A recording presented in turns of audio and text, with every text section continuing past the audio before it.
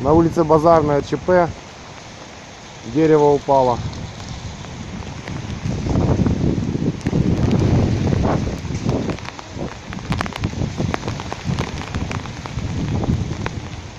Машины вроде как не пострадали, но чуть-чуть. Ну, это лучше, чем ничего. Я думал, тут вообще.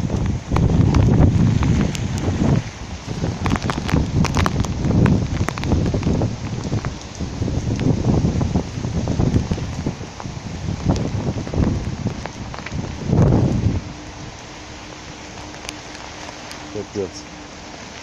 Пару сантиметров. Провод оборвало.